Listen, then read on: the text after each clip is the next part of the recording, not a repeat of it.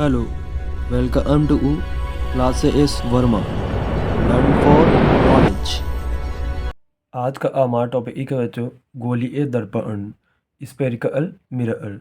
जब कांच के एक किसी एक खोखले एक गोले ए से एक भाग काट कर उसके एक पृष्ठ पर पॉलिश कर दी जाए तो वो वह दर्पण की तरह व्यवहार करने लगता है। इस प्रकार के दर्पण को हम गोलीय दर्पण कहते हैं। मान लेते हैं हमारे पास में एक कांच का गोला है जिसे एक की फुटबॉल टाइप में है, उसको हमने यहाँ से एक कट कर दिया है तो वो हमें ये वाला पार्ट मिल जाएगा जो डार्क डार्क दिख रहा है आपको वो।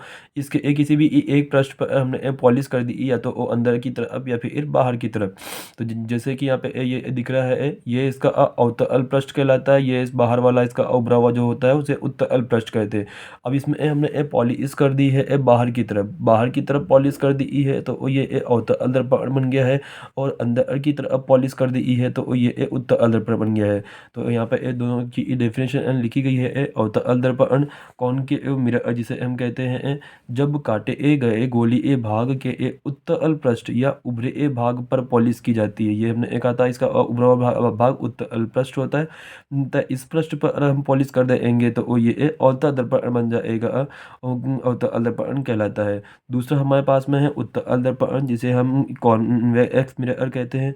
जब गोलीय भाग के अवतल दर्पण या अंदर की तरफ दबे हुए पृष्ठ पर पॉलिश की जाती है तो वो बनने वाले दर्पण को वो हम उत्तल दर्पण कहते हैं, जो कि हमारा इस तरह का हो जाएगा। ये इसका कर्व शेप हो जाएगा, कांच का जो टुकड़ा होगा गोला होगा, इसके अंदर की तरफ पॉलिश कर दी गई है, यानी ई की हमें इस परछाई में इस तरफ दिखाई देगी। ई जब कोई वस्तु उसके इस तरफ रखी जाएगी तो उसमें हमें उस दर्पण के अंदर हमें उसकी परछाई दिखाई देगी। ई तो वो गोली दर्पण दो तरह के होते हैं, अवतल दर्पण और उत्तल दर्पण। काटे गए भाग में से अगर हम उसके उत्तल पृष्ठ पर पॉलिश करते हैं तो अवतल दर्पण बनता है, और अवतल पृष्ठ पर पॉलिश करते हैं तो वो उत्तल दर्पण बनता है। इसके अपोजिट नाम दे रखे हैं दोनों के। फिर है हमारे पास में दूरियां नापने के लिए चिन्ह परिपाटी नियम, यानी कि जब आप इसका डायग्राम वगैरह बनाते हैं गोली दर्पण के तो उसमें चिन्ह किस तरह से लेने होते हैं, वस्तुओं की दूरी प्रतिबिंब की दूरी, इसमें चिन्ह किस तरह से काम आते हैं तो इसको हम चिन्ह परिपाटी कहते हैं।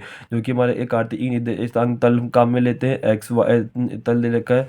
दर्पण में ये सभी दूरियां ध्रुव पी से नापी जाती हैं। तो ध्रुव कहाँ पर होता है तो इसके जो आपका ये दर्पण दे रखा है इसके बीच भी जो बिंदु होता है उसे हम उसका ध्रुव कहते हैं। तो सारी दूरियां इसी ध्रुव से नापी जाती है।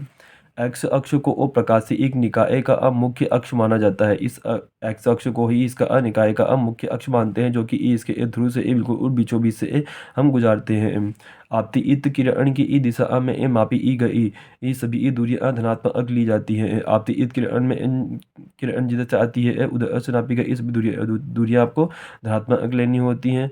आपतित किरण की दिशा के विपरीत नापी गई सभी दूरियां आपको ऋणात्मक लेनी होती हैं।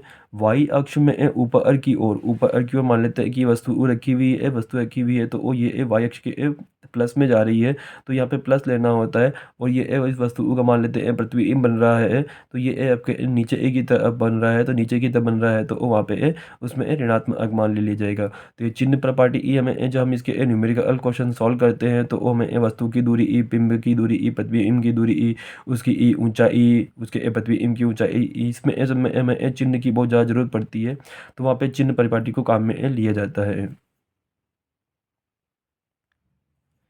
इसके नेक्स्ट टॉपिक को हम अपने नेक्स्ट वीडियो में क्लियर करेंगे।